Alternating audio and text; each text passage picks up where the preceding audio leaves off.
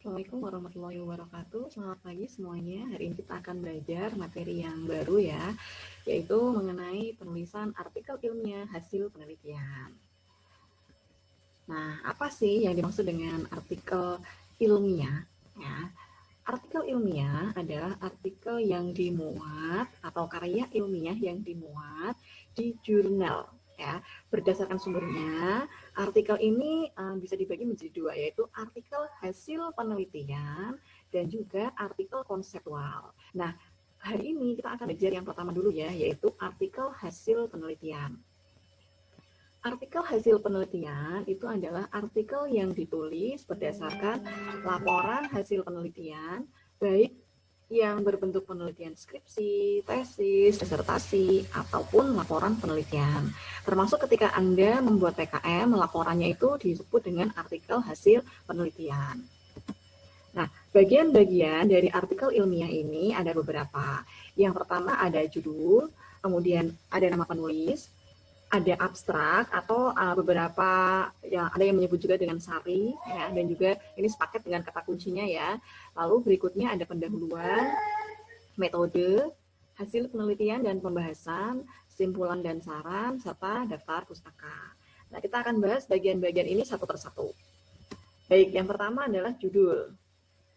Judul dalam artikel hasil penelitian ini ketentuannya sama seperti yang dulu pernah kita bahas ya. Jadi hendaknya dapat memberikan informasi tentang penelitian yang telah dilakukan. Nah, di sini bisa disebut atau digambarkan menggunakan variabel-variabel yang diteliti. Makin detail, makin spesifik, itu makin bagus. Ya, disarankan itu sudah menggambarkan isinya atau sepertiga isi minimal. Nah, judul ini diupayakan singkat, tapi jelas ya, jangan sampai bermakna ganda. Kemudian judul ini diwujudkan berupa frase, tidak berupa kalimat, ya, dan tidak juga bertafsir ganda. Kata kajian, studi, atau penelitian itu sebaiknya tidak dicantumkan dalam judul.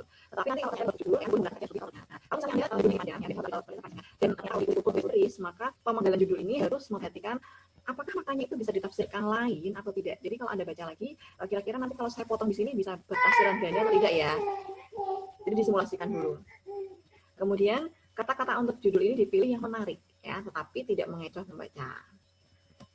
Kemudian di bawah judul itu ada nama penulis. Jadi kalau misalnya Anda ini sambil membayangkan ketika Anda membaca jurnal ya. Jadi kita acuannya adalah ketika membaca jurnal. Jadi jurnal kan apa judul, kemudian di bawah judul itu bisa langsung dituliskan nama penulisnya. Nah, nama penulis ini ditulis lengkap tanpa gelar. Ya, jadi walaupun sudah profesor, sudah dokter, kalau dalam menulis artikel hasil penelitian itu tidak menggunakan gelar. Ya, di bawah judul persis ya nanti ya. Bila artikel ditulis lebih dari satu orang, nah itu pemisah antara penulis satu dengan penulis berikutnya itu dipisahkan dengan tanda koma. Yang paling depan itu merupakan penulis utama. Nah, penulis lain, nama lembaga, sponsor, itu kalau keterangannya mau ditambahkan ke tangan, ini itu dosen, atau ini itu pengajar, atau peneliti, atau dari universitas mana, itu kita bisa menuliskannya dalam catatan kaki. Kemudian di bawah nama itu nanti ada yang namanya abstrak dan kata kunci.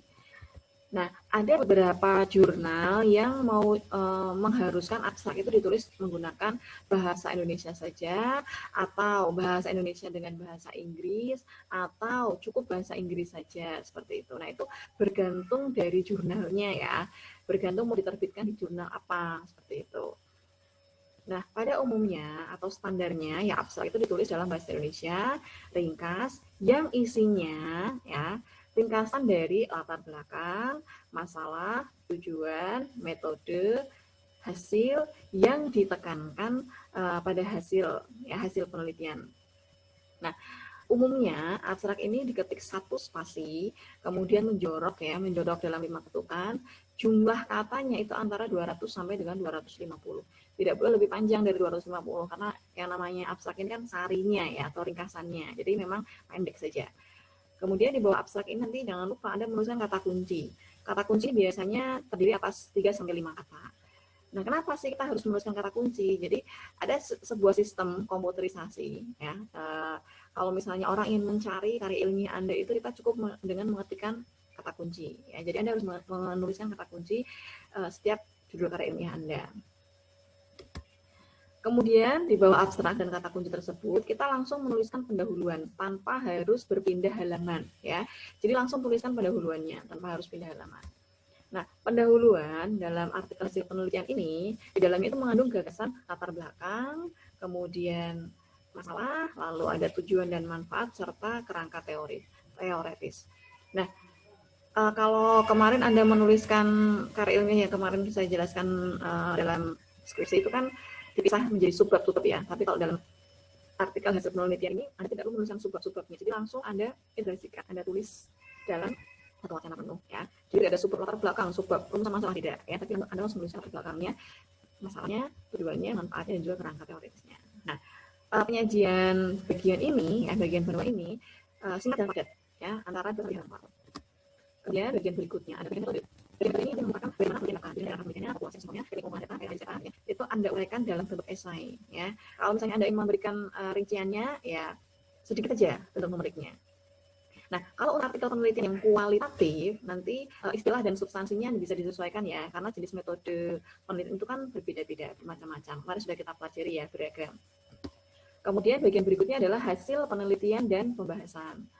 Nah, pada bagian ini nanti Anda silahkan menuliskan pembahasan hasil penelitian dan juga pembahasannya ya. Dalam artikel hasil penelitian, ini nanti ada yang kuantitatif, ada yang kualitatif. Nah, untuk yang kuantitatif, antara hasil dan pembahasan itu bisa Anda pisahkan. Biasanya kalau hasilnya kan bentuknya angka, kalau pembahasannya dalam bentuk deskriptif seperti itu ya, jadi bisa Anda pisahkan. Nah, hasil penelitian ini merupakan bagian yang paling utama ya. Jadi memang harus diuraikan gitu. Kalau misalnya hasilnya itu terlalu panjang, Anda bisa memisahkan dengan sub-sub bagian. Nah, sub-sub bagian ini bisa Anda tulis sebagai subjudul. Tujuan penyajian dan pembahasan hasil penelitian ini jelas ya, kemarin sudah kita bahas juga, untuk menjawab masalah penelitian yang sudah kita ungkapkan dari bagian pendahuluan. Kemudian kita juga bisa menafsirkan temuan-temuan baru itu apa dalam karya ilmiah Anda. Kemudian Anda juga harus mengaitkan antara temuan terdahulu dengan temuan yang sudah ada, ya. Lalu susunlah teori baru dari hasil penelitian yang sudah Anda lakukan. Kemudian bagian yang berikutnya itu adalah simpulan dan saran. Ini simpulan ditulis dalam bentuk esai. Jadi kalau dalam artikel penelitian ini sedikit ya, numeriknya sedikit. Numeriknya itu hanya subjudul saja. Jadi semacam pendahuluan, kemudian metode gitu. Jadi kalau dalam uraiannya itu semuanya ditulis dalam bentuk esai dan deskriptif. Kemudian saran itu disusun berdasarkan temuan penelitian atau simpulan penelitian untuk keperluan praktis atau teoritis. Nah, jadi ini disiapkannya untuk sasaran penulisan karya ilmiah, penulisan artikel Anda dan juga penelitian lanjutan. Nah, ini ya yang harus Anda garis bawahi. Baik, lalu bagian berikutnya adalah daftar pustaka. Nah, dalam menulis daftar pustaka ini, walaupun bagian yang paling akhir, nanti tetap tidak perlu berganti halaman ya, jadi tetap meneruskan halaman di bawah dari simpulan dan saran tadi. Nah, untuk daftar pustaka ini, silakan Anda tulis semua rujukan yang Anda gunakan untuk menulis karya ilmiah. Hanya yang Anda gunakan saja ya. Kemudian untuk teknik penulisan daftar pustaka bisa Anda gunakan sesuai dengan ciri khas jurnal masing-masing. Ada yang mungkin bentuknya apa, ada yang mungkin bentuknya Harvard, ada yang mungkin bentuknya